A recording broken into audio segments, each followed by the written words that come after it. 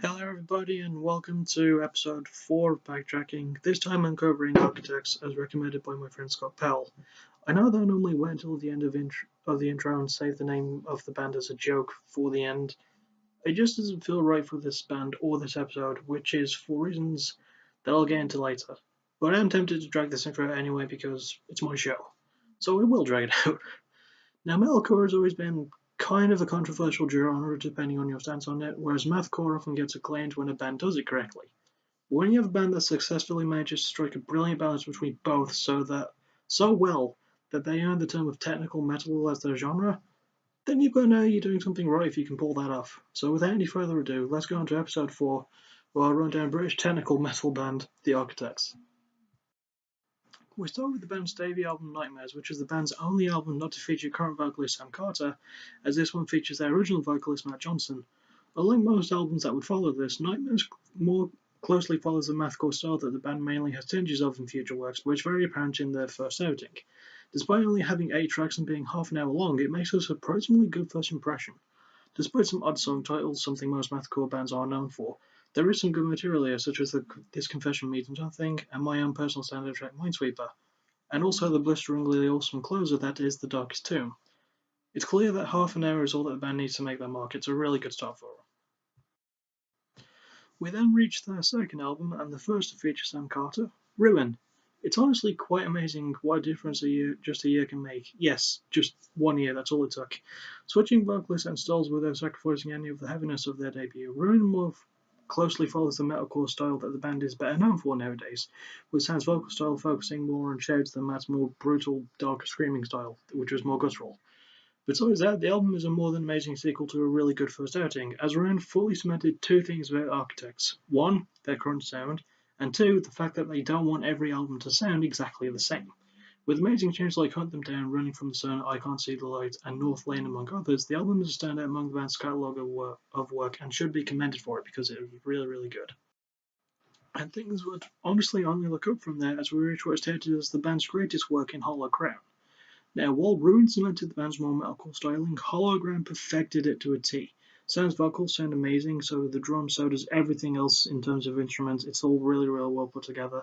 The lyrics are more personal and based on simpler things that are kind of stupid, as Sam has admitted, but they're no less amazing. As I mentioned, Sam's vocals sound top notch, and that could be due to the fact that he added more singing to his repertoire for Hollow Crown. Everyone all around is great, and at the risk of repeating myself, this is the album that perfected the band's metalcore and mathcore balance. And with amazing tunes such as The Numbers Count for Nothing, Follow the Water, and the closing title track, the album is quite possibly the biggest feather in the band's collective cap.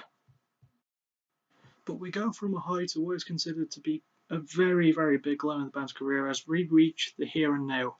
Now, I'm not talking about the literal here and now, that's the name of the album, but never mind. I've mentioned before in this series that there's always albums a band themselves really, really don't like. Well, The Here and Now is pretty much that album, but for Architects. They do try and distance themselves from it in future titles, but we'll get to that when we get to it. Departing from the screaming and some of the heaviness, The Here and Now is something of a letdown. As I mentioned, they themselves hated it, and so do I, and so does most of the fan base. Critics liked it for reasons, I don't know. Well, okay, I don't hate the album through and through. There are some surprisingly charming moments like Learn to Live, The Blues, and the guest appearance of Greg from the Dillinger Escape Plan on the album's blazing final track year in, year out, so that just proves that it can't be all bad, just a majority of it. It's really not a recommendation from me. If you want to listen to the Here and Now, go for it, but I'd give it a miss personally if I were you. Luckily, we move on from the band's worst work to something that's more of a step in the right direction in Daybreaker. There's a lot of different things this time around, but the most notable differences are in the lyrics. They take a much more political lilt this time around with what they sing about, with the standout track Devil's Island being the best example of this, as it covers the 2011 London riots that spread through to other places in Britain and the UK.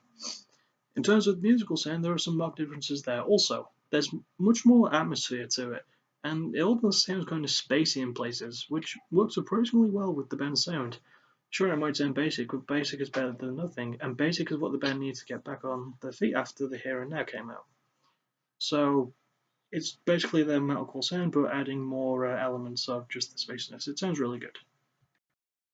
And thus we move on to the band's 6th album, Lost Forever, Lost Together. Taking the spacey, more atmospheric elements of Daybreak and the heaviness and technical ability of their first 3 albums, Lost Forever is a huge effort by the band, with the lyrics staying somewhat political along with themes of environmentalism and death. We're going to get to that, trust me. The more technical sound of the album truly stands out. Not only that, but the production truly steps up a notch, as the band recorded the album in Sweden with the help of acclaimed producers Henrik Udd and Fredrik Nordstrom.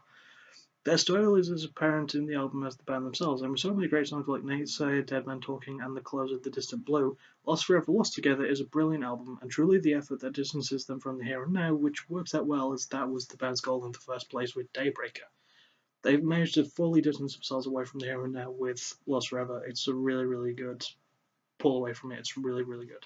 Trust me.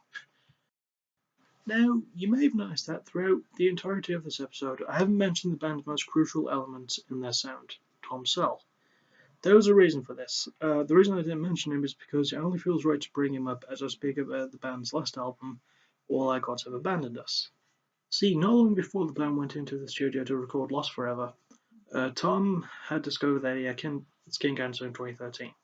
He wrote Lost Forever and All Our Gods in the state and sadly passed away in just this August, just a couple of months ago.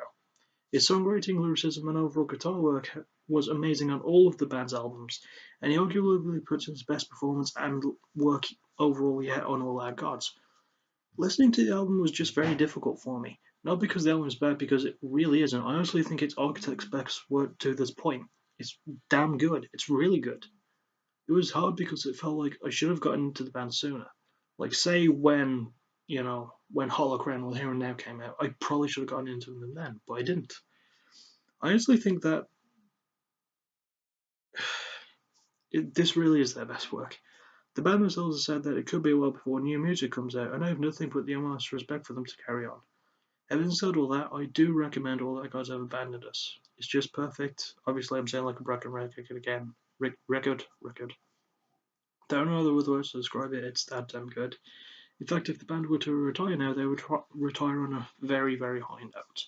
They have no signs of doing it, but if they did, they put out some amazing stuff. So that's all I have to say about that.